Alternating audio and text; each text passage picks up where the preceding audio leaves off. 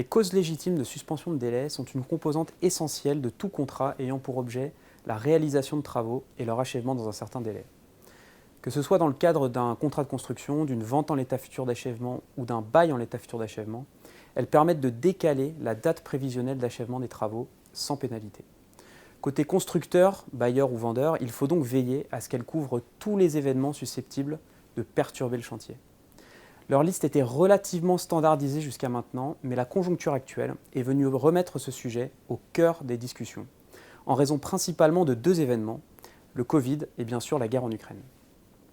Côté Covid, il faut désormais prendre en compte la perspective bien réelle d'une perturbation des chantiers due à des mesures exceptionnelles prises par le gouvernement. Ce point est relativement bien bordé aujourd'hui et quasi systématiquement prévu dans les contrats, avec des causes légitimes de suspension qui font référence à de nouvelles mesures qui viendraient s'ajouter au cadre existant ou encore à de nouvelles pandémies. Attention toutefois à ne pas être trop restrictif en limitant la cause de suspension à des arrêts de chantier.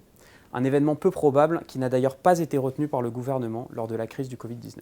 Côté guerre en Ukraine, la question est plus complexe. En effet, les acteurs du secteur ont intégré le fait que des ruptures d'approvisionnement sont tout à fait probables, mais d'un autre côté, s'agissant d'un événement connu, le client s'attend légitimement à ce que le constructeur, vendeur ou bailleur ait pris ses dispositions afin de se prémunir des conséquences qui en découlent.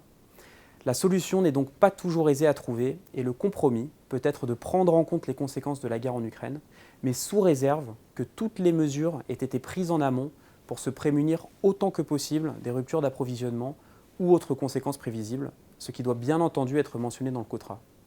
En tout état de cause, il s'agit d'événements qu'il faut absolument aborder dans le cadre des négociations contractuelles.